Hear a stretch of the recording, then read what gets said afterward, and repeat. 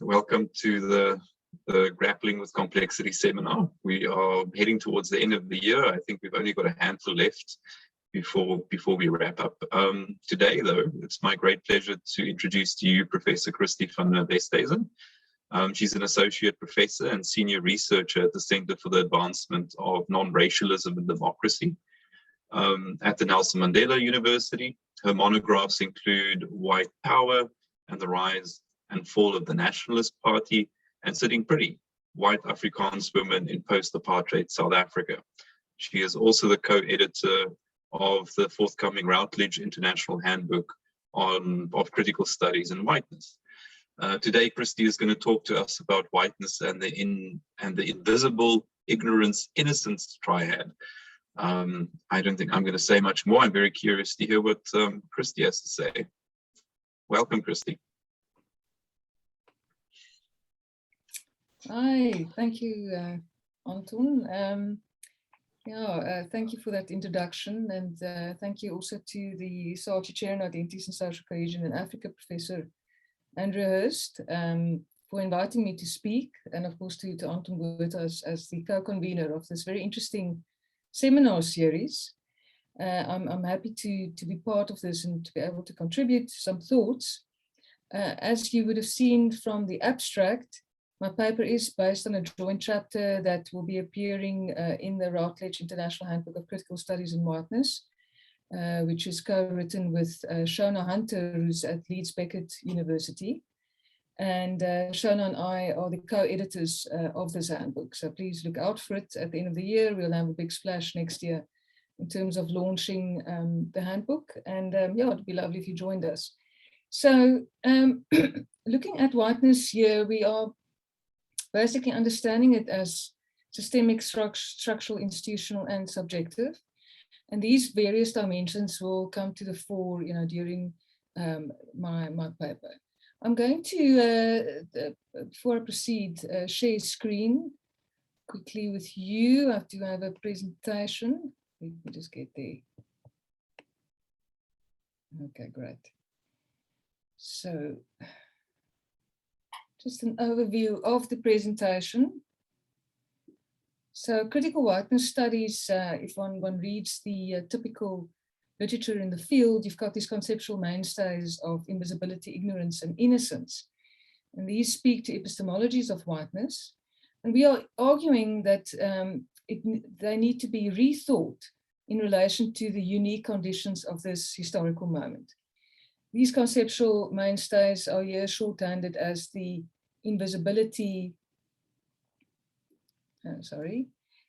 shorthanded as the invisibility, ignorance, innocence triad. This triad reflects the liberal and later neoliberal reworking of earlier forms of whiteness. And I'm going to focus in on South Africa as an exemplar of global settler coloniality, to consider how differentiations within whiteness work globally, which and how it connects the global South and global North in various ways. Also through white supremacist reinstantiations. As we know, we see radical right populisms rising across the world to defend coloniality. And we in this contribution regard this latest development as the emergence of a disturbed whiteness, which is invisible, unknowing, innocent, no more. Rather than the oft-stated aim to visibilize and know whiteness that you find in a lot of critical whiteness studies work, this paper will show how whiteness shifts between visibility and invisibility, and will also show that this self-proclamation of ignorance and innocence is always under threat. But I thought, given that this is part of a complexity seminar series, let me just add a few comments to frame the paper. So the analysis it follows, you will note, draws on tracing the internal and frequently suppressed differentiations within whiteness using intersectionality theory. As we know, intersectionality theory was developed by various Black feminist scholars in the United States originally, but it's become a very powerful theoretical tool to unpack power and in relation to identity. We can see it as an example of complexity theory, as in Brian Castellani's complexity map. I won't be exploring this explicitly further, but just to suffice to say that paying attention to the intersections within identity is vital to uncovering the machinations of power. In turning to South African complexity theorist Paul Sillier, he argued for a complex identity. And this would be an identity that accommodates differences within while being engaged in dynamic relations with identities outside of it. Part of this, of course, then would be to emphasize relationality.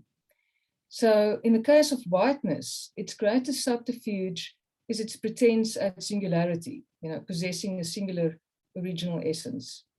In terms of systems theory, as discussed by Sillier and resonating with post-structural and post-colonial scholars, identity can only ever exist in response to difference.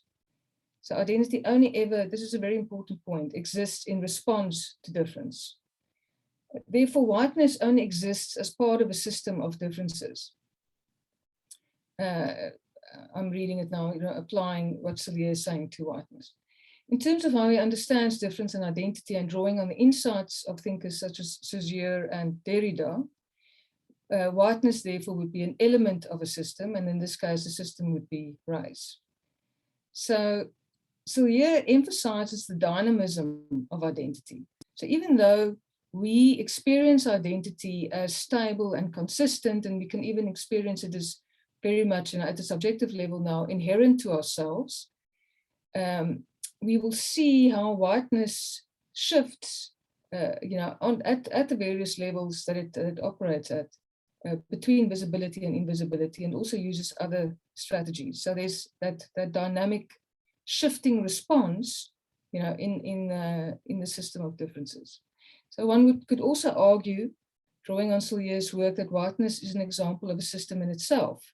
This would now speak to the structural dimension of whiteness as opposed to the subjective dimension. In this case, whiteness would be a system that seeks to close its borders, which Sillier argues that systems like this that seek to close their borders would lead to pathology and eventually death. Afrikaner whiteness as the originating force behind apartheid would be an example of such pathology, I would argue. Drawing on this, one can also understand the current global rise of life-denying white supremacisms as attempts to recreate the closed system of apartheid and to deny complex identity. Complex identity, in Sillier's understanding, is an identity that is rich in interaction with other groupings. It is resilient and it's also more creative and adaptive to the life-affirming possibilities of the other or of difference. So moving now to South Africa as exemplar, in understanding white people's variable wielding of invisibility, ignorance, and innocence, South Africa serves as an interesting example. Now, I regard South Africa as an unusual settler state. I do note the various authors such as Neville Alexander and others that have argued against South African exceptionalism, and of course that is true. But we can use South Africa, like Mohan Wandani has also done in his latest book, to explore very specific permutations of power. It does serve as a microcosm of longevities and racial colonialities, and also of anti-racist resistances and solidarities. South Africa can be read as a harbinger of the many modes of deployment of race and racism, of the ways and means of whiteness, and crucially also of how to challenge racism and whiteness. As coloniality adjusted its grip globally to indirect or neocolonialism in the mid-20th century, South Africa at that very time deepened white domination and racial extraction with its brutal system of apartheid. Apartheid was a modernized, more minutely designed and enforced set of colonial technologies. Almost half a century later, amid the historical upheavals of the end of communism, the fall of the Berlin Wall, and the global hegemonization of neoliberalism, South Africa again offered the unusual as its white minority relinquished power in the transition to a constitutional democracy. Here I quote Achille Mbembe, who said, "Many thought that South Africa's overthrow of institutionalized racism and its attempt to build a truly non-racial, modern and cosmopolitan society was the best gift Africa had ever given to the world. It held the promise of generating an alternative meaning of what our world might be, or to become a major center in the global south." Today, it's the only post-colonial African state that retains a sizable white population. However, it is also unique among former British settler states in that white people form a demographic, political, and increasingly cultural minority. The varying functionality of invisibility to whiteness becomes apparent in the internal hierarchical differentiation of multiple whitenesses. The power contestations between two settler classes, which included the South African War of 1899 to 1902, partly explains the perennial reentrenchment of whiteness through the intersectional wielding of other categories of difference, in this case, ethnicity and class. So we know the history of the Dutch, their refreshment trading post at the Cape of Good Hope.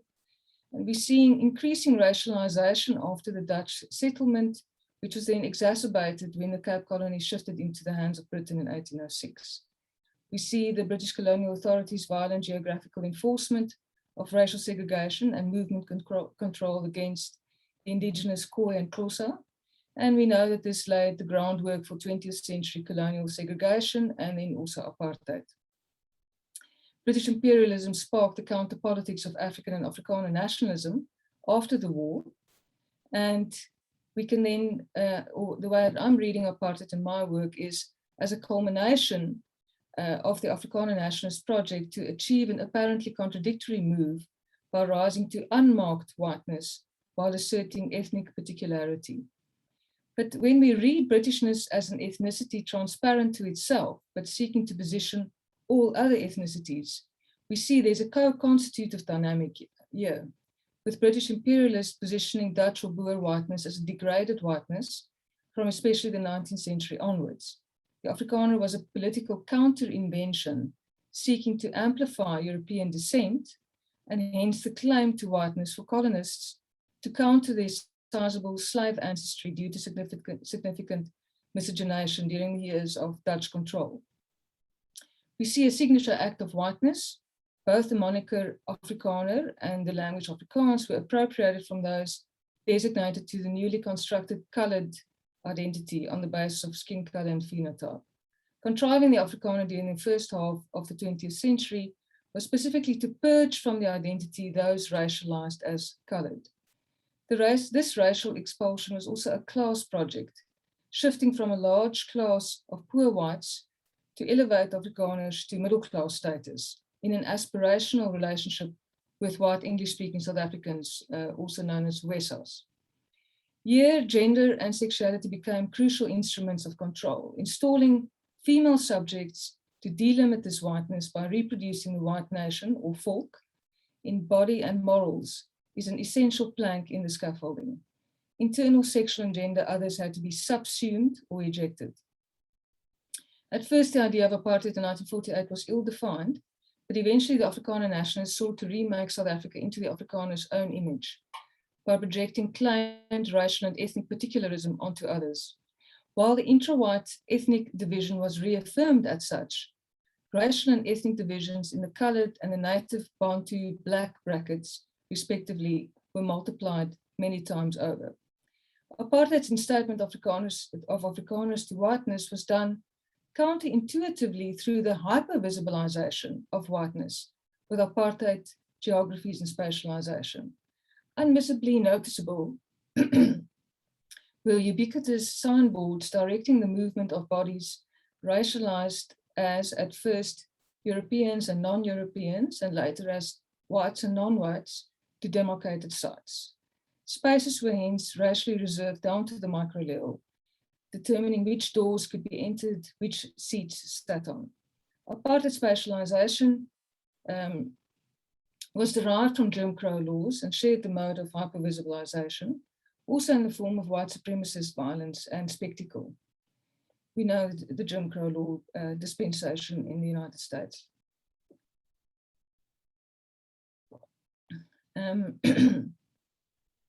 These spatial differentiations were class differentiations to render whiteness equivalent to affluence and blackness to poverty, both ostensibly deserved. Apartheid was a biopolitics that intruded into minute bodily intimacies with laws forbidding interracial and gay sex, and a necropolitics determining which bodies were disposable, especially in a racial capitalism dependent on black male bodies to perform deep-level mining.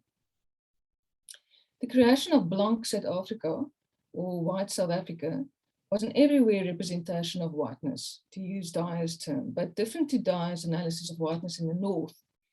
In this everywhere whiteness, white subjects were not transparent to themselves. They understood themselves as white. Hence, the South African philosopher Samantha Weiss's contention that one is white rather than black is always present to oneself and others. The obvious macro and micro racializations of apartheid created the presentness of whiteness to white and black people that Weiss speaks of. In this sense, apartheid's hallowed object of Blank South Africa was aspirational, as is also revealed by the Afrikaans word blank. Usually translated, or the Afrikaans word blank, rather. Just give me I just want to clear my throat.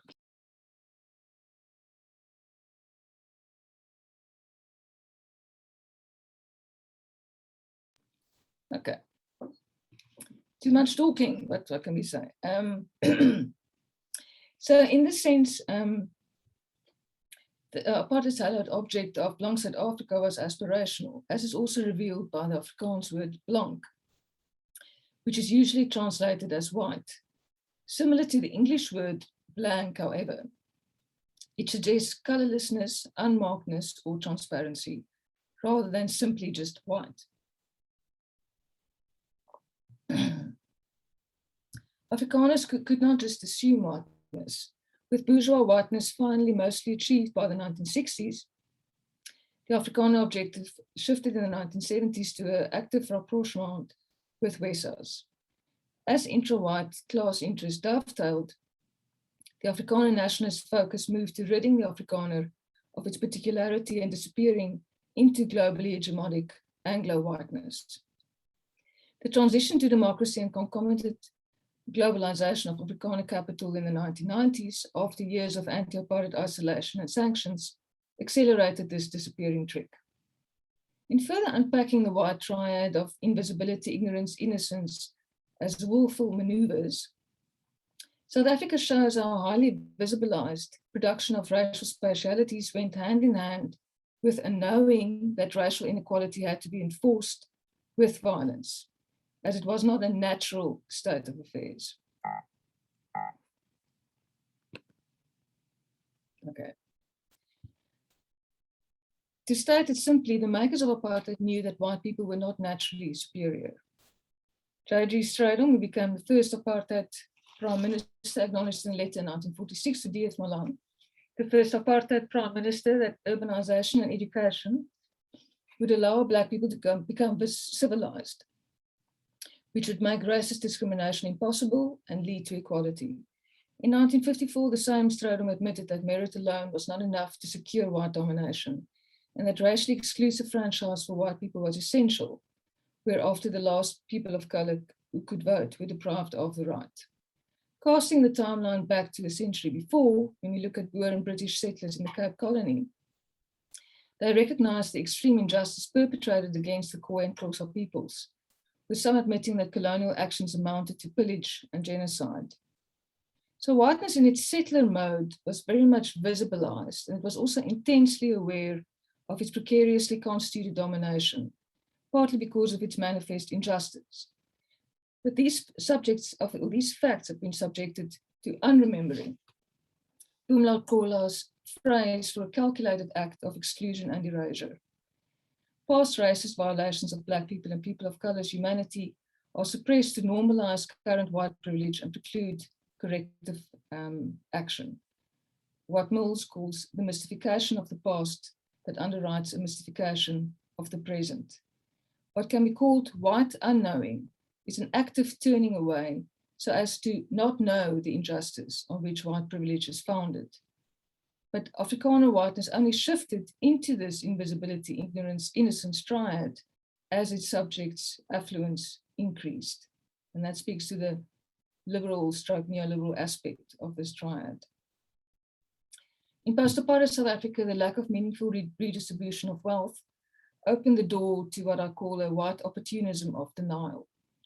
This mode fits in with racial liberalism, as Mills calls it, which refuses the past through cultivated amnesia, a set of constructed deafnesses and blindnesses, to proclaim innocence and hence invisibility, whether of whiteness or of the lived experience of Black people. So this is now my section on South Africa as exemplar. Now I want to just pause a little bit at the theory on invisibility as we find it in whiteness studies. So Peggy McIntosh wrote a 1989 essay that has been very influential in the field called White Privilege, Unpacking the Invisible Knapsack. And while it has been productive, certainly, it becomes problematic when one brings in history, location, and politics, as I'm trying to show through the exemplar of South Africa. Whiteness has not been invisibilized everywhere, and there are those places where it was previously invisibilized. It's arguably no longer the case.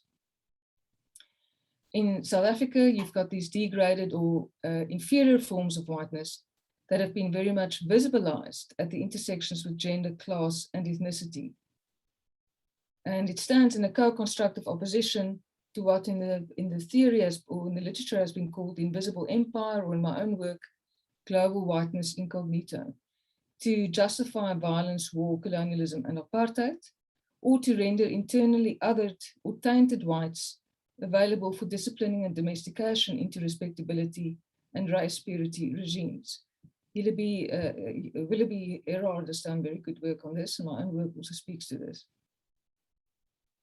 Feminist studies of national colonial class formations expose particularly the investment in gender, sexual, and class corralling of female bodies as a boundary of whiteness. So in this paper, we therefore say the invisibility consensus that you find in critical whiteness studies needs to be reassessed. Also in relation to the work of Black thinkers such as Fanon and Du Bois on hypervisibilization and invisibilization. When invisibilized, whiteness seems to find its co-constitution in the hypervisibilization of racial others, especially at the intersections with gender and ethnicity. Concurrently, the invisibilization of whiteness stands in tension with the social invisibilization of the understandings and experiences of people who are racialized as Black. Indeed, it is vital to assert the vantage point from which whiteness is deemed to be operating invisibly. The white gaze is a racialized way of seeing that proceeds through the carefully cultivated refusal to see and acknowledge certain things, and the suppression of other ways of seeing and experiencing the world, as Medina says. So whiteness involves a mind trick in which it universalizes itself as a pre-given norm to the extent that the foundational Western binarism of white-Black is obscured. And this is where Paul Saulier's work then also becomes relevant. Because it reminds us of this kind of operation of an identity such as whiteness that tries to suppress difference and to present itself, as we say, as a pre-given norm. So it tries to deny that it's actually based on the binarism of white-Black, the Western binarism. So subjects racialized by the operations of whiteness, however, have no option but to see whiteness, as we've seen very, very powerfully described in the work of Ralph Ellison, Frans Fanon, and Steve Biko. The necessary conspicuousness of whiteness is also true for subjects who are racialized as lesser whites within intra-white hierarchies, as can be seen with Afrikaners. Similar to masculinities, whiteness works in the plural to establish an order of whitenesses, as I was explaining in relation to South Africa, arranged within boundaries that are continuously adapted in accordance with the vagaries of power, as seen historically in the shifting position, also apart from Afrikaners, of Jewish people, Irish people, and Italian people.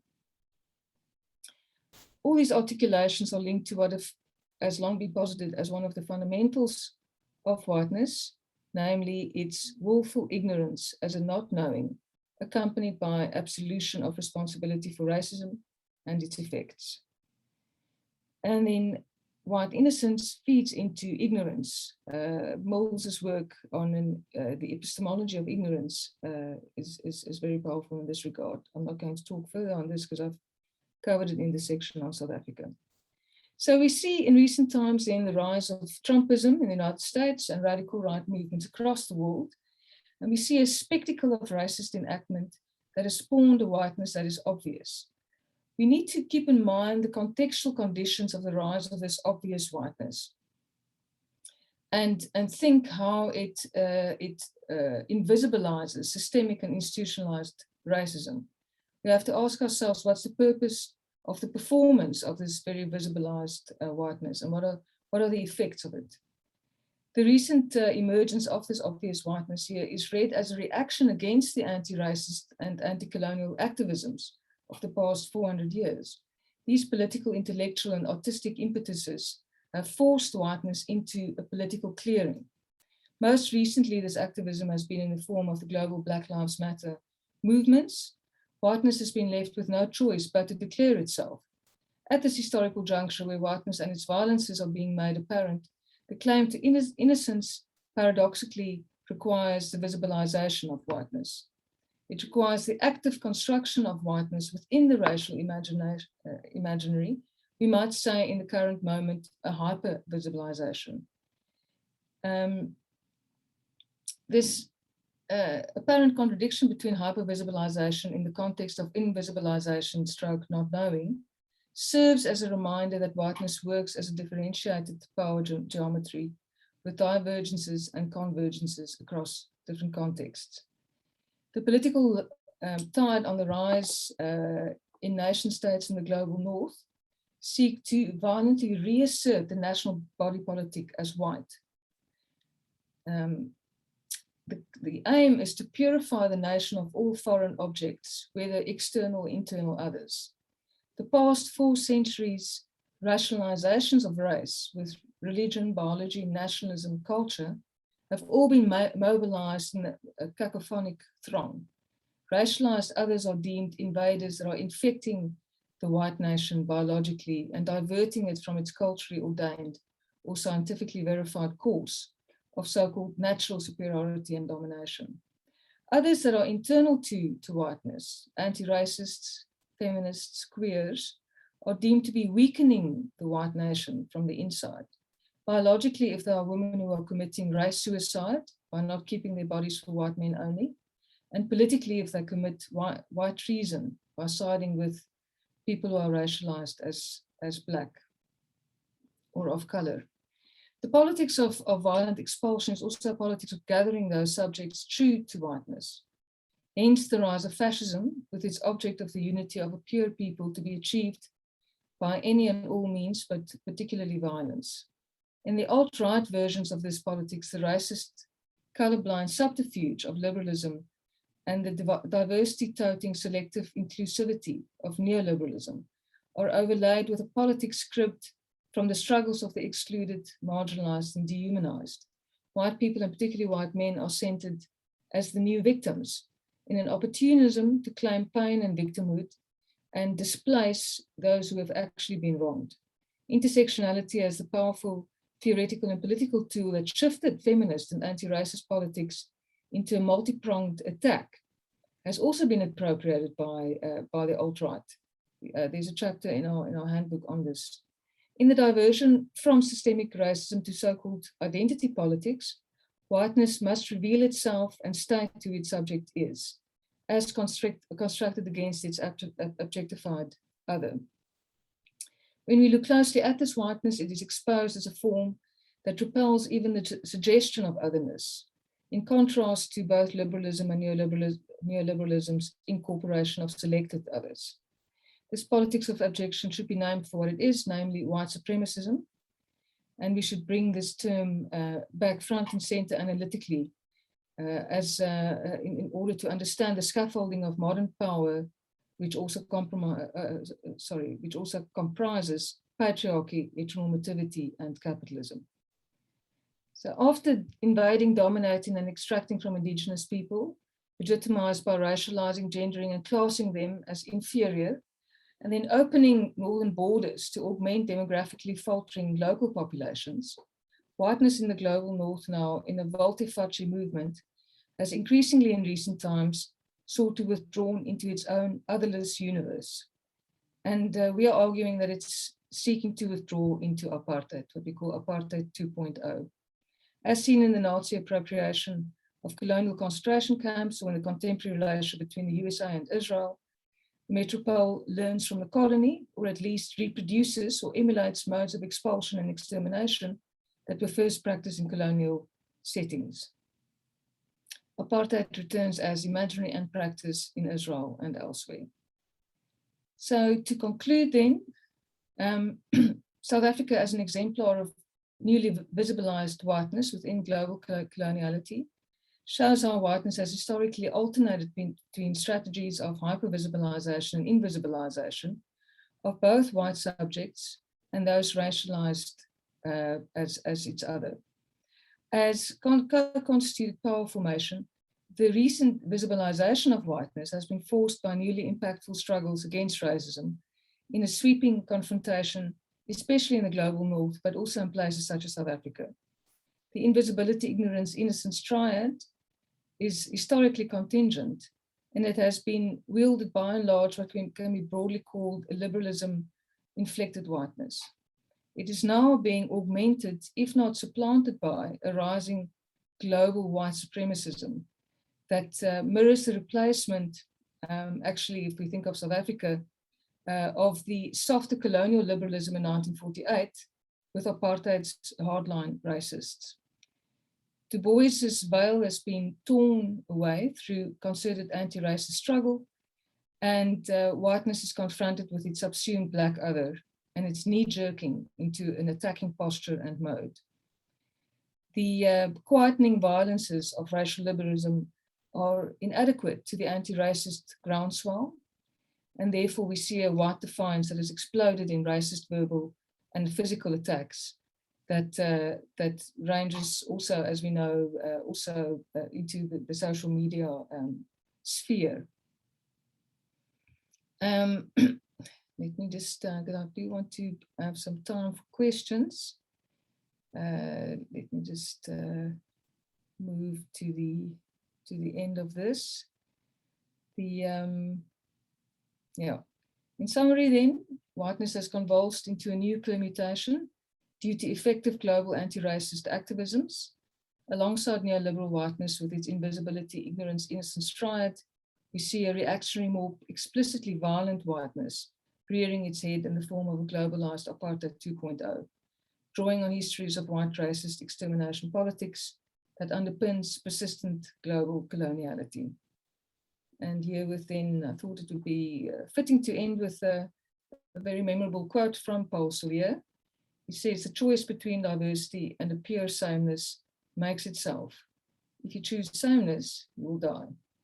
So that's that from my side. I welcome all questions and comments. Looking forward to a discussion. Thank you, Christi. That was very interesting and very stimulating.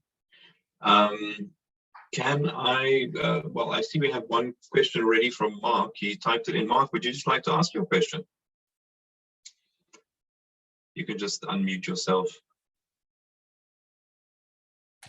Hi there. I'm not sure if I'm audible. Prof, thank you. We can hear you. Thank you. Prof, thank you very much for really a fantastic presentation and certainly a very thought-provoking one.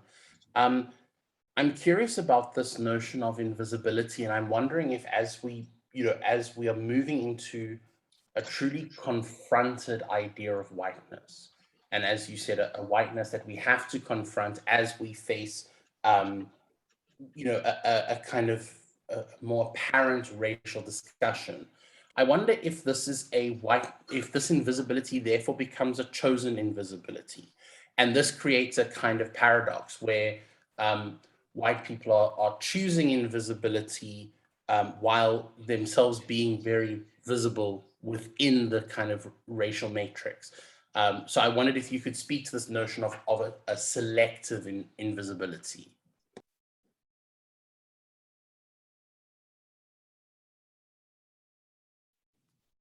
Okay, I'll start with that. Thanks, Mark. Yeah, so I think that the way that one understands whiteness as a construction is that it is very much a willful operation. So I think that if you look at the work on that's been done on, for example, white ignorance, and that's why there was that shift to understanding it as an epistemology of ignorance. So therefore, as a knowledge formation actually, and in terms of my own work, also I write about the white unknowing, which is a decision to turn away, to not inform yourself, to not see what is in plain sight in front of yourself. In my own research, I've done I've had done interviews with white respondents that would when you ask them about their historical experience, especially now older respondents, ask them about their historical experience and impressions on apartheid, they basically speak of of it being a kind of a normalized kind of situation that they were born into. They're also very quick to emphasize that they were born into it, but then they also, it's sort of, but this is how it's always been, and I didn't think to ask about it or to think about it. It wasn't, now that you ask me about it, I'm sort of wondering, but I've never thought about it before. So if you think about that, then in terms of invisibility, then invisibility links into this. So it's a use of visibility, invisibility, as and when it suits white people. So if you think under apartheid, then you have this visibilization of white people, through actual through these markers that we had throughout our society. They weren't just saying, black people over there, or so-called Bantu over there, or the natives over there. They were also marking spaces for whites, the whites only beaches. You had you had park benches, you had entrances, exits, and so forth. So, and of course, whole geographical areas. Ultimately, most of South Africa, black people were regarded as intruders in South Africa. So there you see visibility being used as in a very specific, targeted, very very aware. It's not an accident. And then what you see as my argument is basically, as you see Afrikaner affluence growing, you see that it becomes, in a sense, less and less necessary to have such a crude kind of white supremacist project in place, and you see a kind of a shift over to the more liberal forms, and that's where you see a kind of a reversion to a more to invisibility as a strategy. So the attempt, if you think of how many Afrikaners today also are, their children are in English language schools, their children are being encouraged to rather leave the country, etc., etc. So that's part of that whole approach to wanting to disappear into a global whiteness, a global Anglo whiteness, which is much more normalized, to get away from the Afrikaner particularity. So that's how I understand these kinds of shifts between visibility, invisibility, and then also how they link to innocence and ignorance. I hope that answers your question. Thank you. Yes, it does. Also, you could just raise your hand if you want to just ask a question. We've got some more questions in the comments box. Alan, you typed in one. Would you just like to speak to your question? Happy to read it if you prefer. You can read it. It's okay. Okay. Okay. Alan says, "Dear Christi, thanks so much for explicating the shifts in our understanding of whiteness. Presently, our state government still includes racial categories. Do we know how the new state explains the categories? Will advise the 1950 population registration next? Question mark." Yeah, there's a sorry. There's a part there that I'm trying to see whether people understand. You know, the whole question there of how so-called white, so-called native, so-called colored were noted, you know, in 1950. And my question is around with regard to the understanding of whiteness and how it plays out in, you know, in South Africa today, and the concept of, if you let's say of nation sort of building. I hear you, Christi, with you saying that how people are, in a sense, fleeing, you know, the country in terms of not feeling part of anything. And is it as a result of our continued kind of reliance on the other categories and you know, how people are categorized in the country? Okay.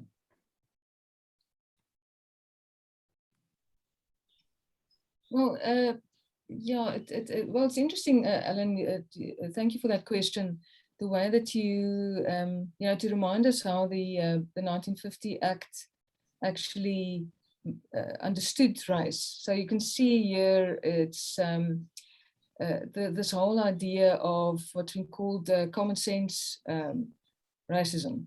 So it sort of depended on people's own reading.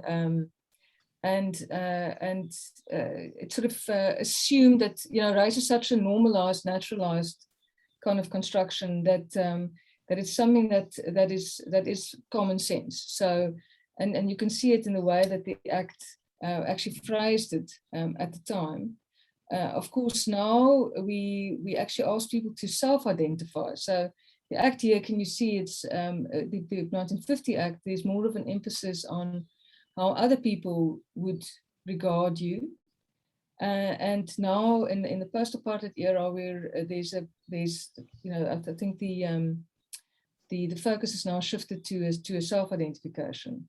So I think it's people are starting to engage with this in a more critical way. You know, I myself have always been a supporter of the Employment Equity Act, for example, Black economic empowerment and so forth, and the fact that that one, at least for a period of time, will have to use racial categories as part of the correcting of the damage done by colonialism and apartheid in this country.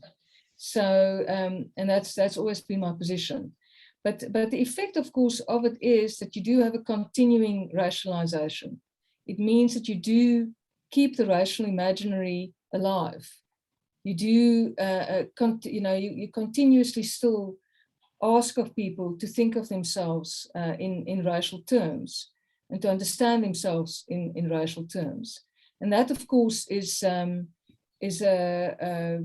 know, if you think particularly of the whole idea of non-racialism, and here I'm obviously supporting the idea of radical non-racialism, where the ideas of an acknowledgement of race in order to overcome race, so that one can actually move to a position where race would not be a relevant or legitimate categorization anymore. So in a sense, one could ask oneself, with what we've created in the post-apartheid period, are we now not perpetuating a racialization and you know, the racial imaginary ultimately that one can't then escape from? So I think that if you think of people like, you know, there's been suggestions made, for example, that a form shouldn't say, do you identify as white or black or colored or Indian? You should rather say, under apartheid, how would I have been identified? So that you, in a sense, you emphasize that this is an apartheid construction, and I'm identifying myself as such now in terms of that apartheid construction to in a sense correct that apartheid construction. So there's that kind of historical reminder, and of course the other suggestions also to bring in class more firmly, to actually try and speak to exactly how injustice, the intersectional way in which injustice still continues in our country. So I hope that that answers your question. Thanks. Glenn, you had a question about white shame. Do you want to come on and pose it to Christi? Hi, thanks, Christi. It was always a wonderful talk. My question is very short, really, because I was really struck by something which you said, that whiteness has had to declare itself. And I was thinking, if you look at a sort of, again, even though this is a complexity theory system, if you look at the binary which was set up by colonialism and by apartheid, whether it was white or black, and then I'm looking at the idea of white supremacy on the one end and white shame on the other end. And I wanted to ask you, why do you think that whiteness has once again chosen the comfort of the invisibility cloak when it comes to white shame? Especially looking at the consequences of whiteness to people who were classified as non-white. Glenn, could you just elaborate a little bit, because I'm not 100% clear on the idea of shame as invisibility.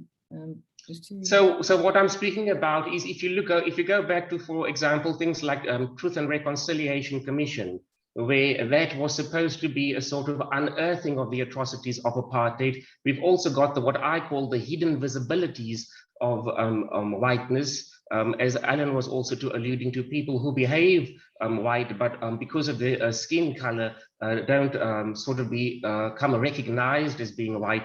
And what I'm looking at is this not a sort of shameful consequence of what you mentioned about the pathology? So as much as whiteness was concerned about cultivating its own sort of pathological view of how the world should be ordered according to its context, it has also shaped pathologies for other people around it. And so I'm wondering, is whiteness not ashamed of that, about the fact that this is a consequence of white supremacy? I hope that elaborates a bit more for you. No, because I've tried to look at shame, particularly acknowledged shame. So shame that you acknowledge then as this is now at the subjective level. So the white subject acknowledging shame as one possible way of adopting an anti-racist position, as a basis for an anti-racist position, because it sort of speaks to the idea of oneself as an ethical being in the world. And if you and particularly shame is an interesting emotion, because shame involves relationality. And if you think about it, whiteness, as I was saying earlier on, seeks to suppress the idea that it's actually based on a relationality. It seeks to suppress exactly that white-black binarism that you're talking about. It wants to deny that it's constructing itself in relation to blackness. So with shame, if you can be shamed in the eyes of somebody who's racialized as other to your white self, for me, that is quite a big shift, because you can only be shamed in relation to another human being. So you have to be then recognizing the racialized other as indeed human, because shame is impossible. Shame is an emotion that is specifically analyzed as relational. You can't be shamed if you do not regard the other person as indeed human like yourself. So so that's the work that I've done on it. I don't think. So in terms of invisibility, what was interesting about the TLC, I know the TLC gets a lot of bad press, but what was interesting to me as somebody who was living and working at that time in the late 1990s, and just looking at how white people responded to it, it was for some white people it was a breakthrough moment in terms of their own consciousness. Because in a way, especially if you were a reader of Beeld newspaper where I worked at the time, that basically every day you had one full page, usually page 2, dedicated, and frequently also various articles on page 1, dedicated to the TLC and TLC coverage. And white people were forced and for to in a sense what they could no longer deny, basically, because there it was in front of them.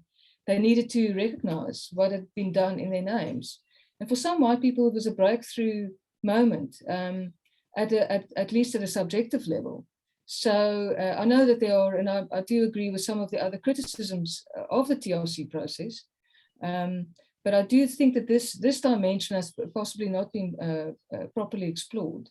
I hope that speaks a little bit to what you're raising, Glenn. It does, thank you. Now, I think when you touch on the aspect about the fact that the inability to recognize that whiteness is shameful contributes to a lack of awareness that you've got to have a relational a concept involved with humanity of identifying that the other person is human, and that whiteness is still sort of struggles with that. You have addressed it. Thanks, Christi. Thanks. I think next we've got Pumala. Pumala, would you like to come on and ask your question? Sure. Hi, Christi. Thank you so much. I think in your response to Gary, perhaps you started to touch on what I'm going to ask, but not fully.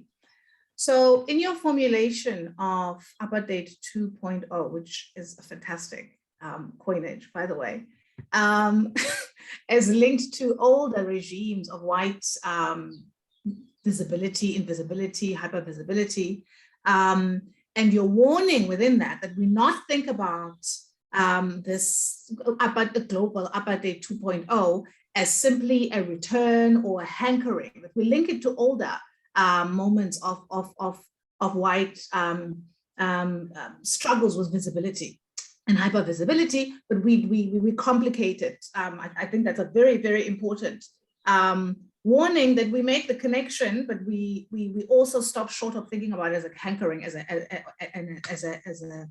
a return. I'm wondering, especially because in this talk you and perhaps elsewhere that I'm less aware of, because you speak so much about how global Apartheid 2.0 is also a movement, a moment, a politics that grabs and articulates itself through victimhood, as a response to victimhood, as an expression of victimhood, and of course at a time in global politics where victimhood is hyper visible in whiteness, but elsewhere as well. I mean, we're seeing the very interesting shift to claims, legitimate and not, of victimization as the route to publicness and articulation of fear. So you're linking then to that kind of larger moment. But I'm wondering whether what you see, if you could say a little bit more about the link and this usage of discursive construction of whiteness, this particular form of whiteness and moment of white supremacism, through victimhood, in relation to some of the ways in which you've talked about how kind of whiteness, well, in relation to whiteness as a disavowal of shame, or, I mean, the other big, more recent human history, big word in white supremacist kind of movements, pride, right? So why is victim, like what's going on with the, I don't know if I'm, so could you just say a little bit about those connections? And sorry, just one quick thing. Of course, a lot of your work around, so I'm not talking about kind of whiteness and shame in the ways in which in a lot of your previous work, you've talked about how shame as something that can be claimed to do productive work. I'm talking about, so how can you, so kind of the victimhood, shame, pride, in the more problematic, I suppose, the ones that you, the regimes of, the relationships of whiteness and shame that you write against, right? So not so much what you kind of articulated now, which is well, how can shame be useful as a relational, why do you think victimhood is so, what does victimhood allow white supremacism and specifically Apartheid, what do you call it? Global Apartheid 2.0 to do more productively than that it can no longer do, or can not only do through its older big words like shame and pride. Thank you so much, Christi. I'm gonna. Thank you so much for that, Pumla. I appreciate the question a lot. And yeah, well, the thing for me, white supremacism doesn't involve shame in an obvious way. It might one could argue that what white supremacism, in a sense, maybe at the subjective level at least, is a subjective, is a kind of a, but I'm not a psychologist, but is a kind of an attempt to suppress shame, because there is a because of this, the argument that there is actually a knowing. There's a pretense at not knowing, but it's actually not. It's not a not knowing. It's actually an unknowing. It's an active unknowing. So the of the incredible atrocities that have been perpetrated in the name of white, in the names of white people, and by white people. So that active unknowing. So that tells me that there's at the subjective level, at least, there would be various responses, and white supremacism might be one response in which you're actually trying to suppress the shame that comes up, just at a subjective level. And it's sort of some white supremacists, I don't really follow it too actively, but it's maybe something to look into. White supremacists that have seen the light. I see their documentaries now appearing about those kinds of people who actually come to a point where they are actually overcome by that shame, and they can no longer pursue that previous route of identification as white supremacists. I'm talking about people who identified as kind of neo-Nazi types and so forth and so on. So shame is certainly, is probably in there as a psychological kind of response, but it's not. You're seeking to, in a sense, suppress it. The victimhood thing for me is very interesting, because if you think of white supremacism historically, it was never particularly, if you think as in the form of the white male subject, to present yourself as a victim was definitely not something to be doing. You were this grand fellow doing grand things. So even just at the I'm not even talking about very famous figures that committed horrendous crimes, like King Leopold II in Belgium, and those. I'm also just talking about your everyday kind of construction of white masculinity. So the thing of now bringing victimhood in is actually very interesting, and I think that it's but it is definitely part of that thing of wanting to supplant and wanting to, because it's clear that there's cachet in presenting yourself as a victim, and you can actually get away with a lot. So it's almost like a strategy that's been adopted, in a time when it's so clear the racial injustices that have created this world order that we're in now, the incredible pain that it caused, and then also the incredible harm to actual victims. That you, in a way, it's so the evidence is now so overwhelming that unknowing can't work anymore. And in a sense, so one of your strategies then is to then wanting to position yourself also as a victim, because of this the fact that we are actually in a moment where it's unavoidable to actually acknowledge the incredible victimization of Black people through these regimes of racism over the past 400 years. So you're trying to get some of that, to snatch some of that cachet of victimhood for yourself, to bolster your own political project. I mean, I don't know if that's helpful.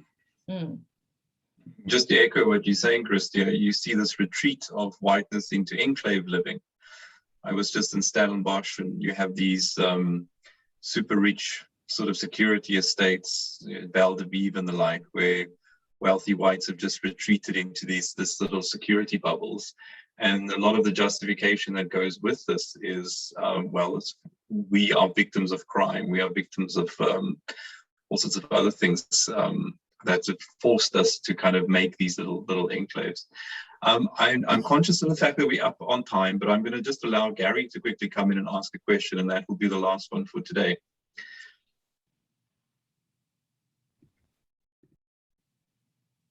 Gary?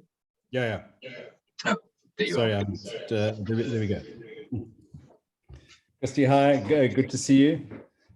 Just a quick question to you. I know we don't have a lot of time, but if you just take it from a systemic point of view, this whiteness, this deliberate blinding, or this willful blindness, I think it is, to maintain that system. The system has a purpose, and what Biko talked about the political project of Black people being overcoming inferiority and white people's superiority.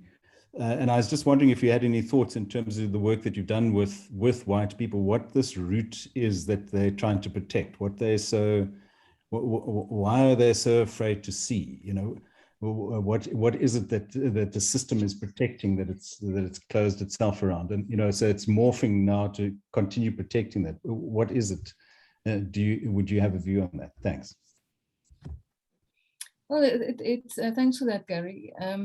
So it links to what we've been discussing so far, which is basically that you have the system of race and racialization basically created this hierarchy of people according to which resources were then distributed. To keep the hierarchy in place, incredible violence was required, and is still required, in fact.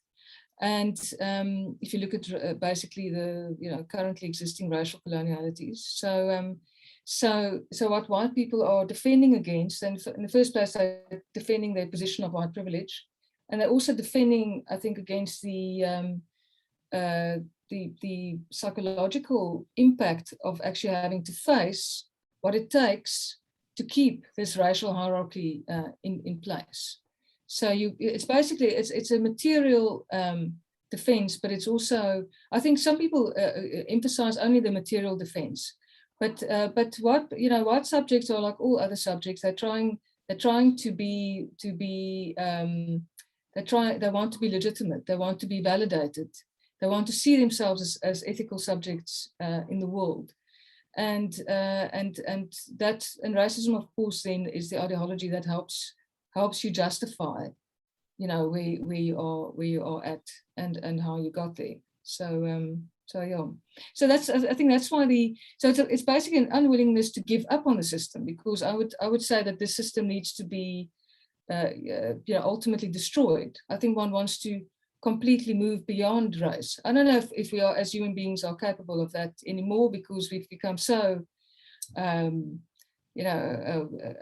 think we were hopeful that we could destroy race and racism, but it's created all these new permutations, and what we're trying to describe in this chapter in this book is actually now its latest formation, that, as Pumla was also saying, is drawing on older forms, but it's actually also it's very specifically new in very specific ways. So I also just want to say, just quickly in relation to what Pumla was saying, because we both share an interest in also gender, of course, as an order. So just, of course, white masculinity.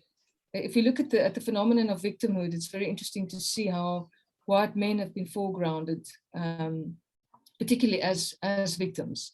And that's probably a whole nother presentation, why there's a particular gendering there. It's not white women specifically, it's actually specifically white men. And it's about this investment in white masculinity and in propping up white masculinity. And it seems like victimhood has become now a very important way of trying to rehabilitate and maintain white masculinity in its previous positions of domination. So.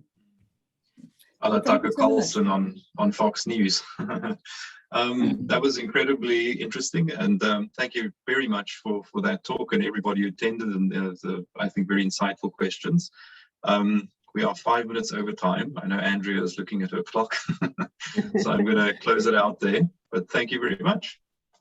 Thank you so much from our side. Thank you to Yes, everybody. Christi, thank you. That was a very, again, another seminar that we could carry on for many times. And I would like to just remind people that we have actually a kind of offshoot seminar on race conversations, race dialogues, and we are YouTubing them. So if you are interested to have a look at them, have a look at our YouTube page. This was instituted by Gary, so thank you, Gary, for that. It's very interesting conversations, very personal, very intimate, but also something very important, I think. An offshoot from Glenn's frustration with our earlier seminar that we just didn't spend enough time on the subject. So thank you very much, Christi. It was very, very interesting. And yes, have a great weekend. And yeah, hopefully we'll see you next week all. Okay. Cheers. Bye, everyone. Thanks, everybody. Goodbye.